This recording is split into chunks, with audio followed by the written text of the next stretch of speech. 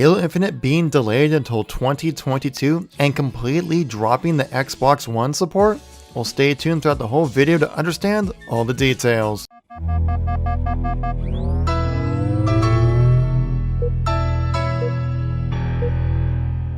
How's it going, everybody? Kevin here once again, giving our news and informational video when it comes to Halo. If you like these news and informational videos, please make sure to tap that like button, as it lets me know I want to see some more content like this. Helps more people get to stay in the know with everything going on with Halo, and to stay up to date, make sure you subscribe as we ramp up to the eventual release of Halo Infinite. So the rumor mill keeps on turning, and we have some more leaked news when it comes to Halo Infinite. Ever since the announcement of the 2021 delay by 343 of Halo Infinite, there's been a lot of talk going around why it's being delayed, where is the work being allocated, and what is actually happening with this game, as it was the most anticipated game to come out on the Xbox Series X.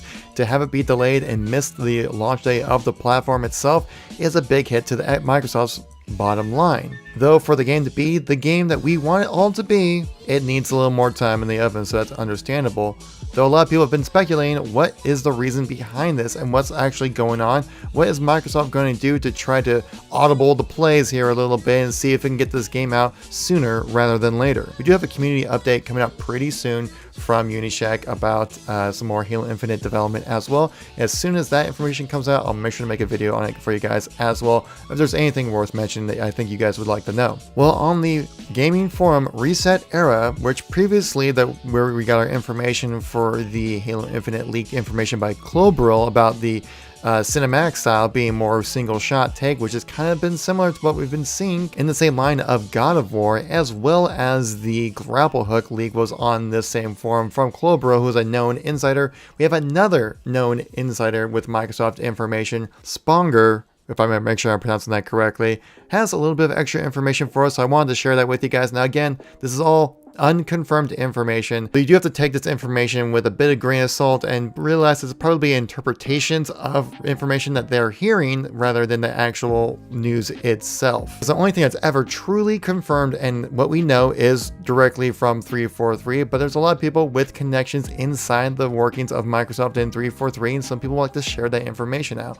and I'd like to share that with you guys right now. So on Reset Era's forum, Sponger said this: "I was considering a lot to post it or not, but after few considerations with different sources, I'll put it. Microsoft/343 Industries is currently very busy with idea of dropping Xbox One support for Halo Infinite. Even idea to postpone it to early 2022 is on the table. It's pretty messy up there with decisions, but they are convinced that they need to make the best Halo game ever." So that is some very interesting tidbits of insider information, guys. This was a major concern with the fan base even before the release of the demo, knowing that the game was going to be supported by the Xbox One. With the release of the Xbox One being in 2013 and trying to support a game in 2020 that's supposed to be truly next gen and a console seller, but also support old hardware, can be very difficult, and to the point where it can actually maybe even hold it back, which we've seen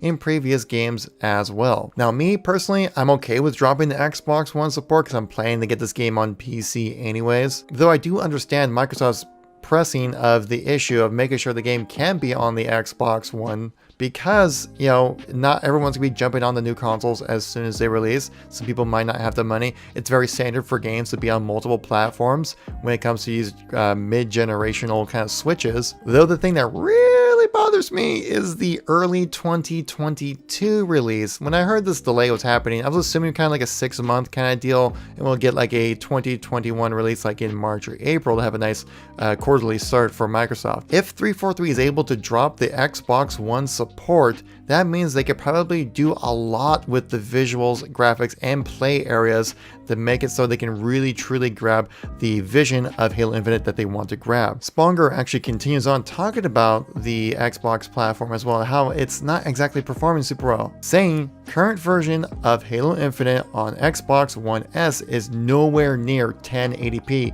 even lower than 900p, and is having serious asset loading issues, much worse than what we have in that PC demo. Idea is to change at the engine level how assets load, make ray tracing as default in parentheses here, move or unlock some assets, improve geometry, post-processing, and more CPU-bound interactivity. Again, this is not confirmed information, though it is important to note that these earlier versions of the Xbox One family of consoles probably will struggle to run this game. But they don't mention about the Xbox One X, which I think will be probably just fine. That'd probably be the one you might be able to still play Halo Infinite on for the Xbox One support. For a hardware comparison between the Xbox One X and what we have for the Series X, there's actually not a whole lot of difference, but there is enough to where it's certainly worth mentioning. Both Xbox One X and Series X support 8-core CPUs, but the Series X running at 3.8 gigahertz, though a big jump is where the GPU is, with the Series X having 12 teraflops of information, while the One X only has 6 teraflops, so essentially double the graphical power.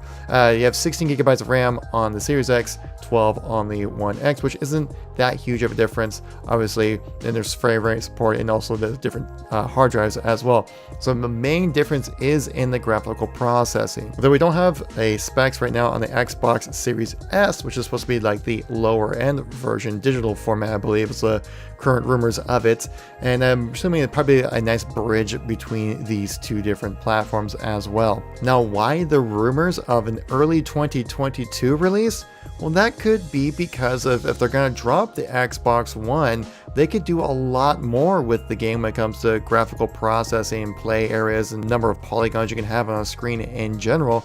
And so then you can really expand your game to a whole new level, which would cause it probably another year-long delay, which then when the game finally does release, it would be a much grander, bigger experience that we could ever imagine. Bigger and better than what we saw in that PC gameplay demo, which when I hear that date, it scares me. As a content creator, it freaks me out, but I think it will also give them an opportunity to create the game that they want.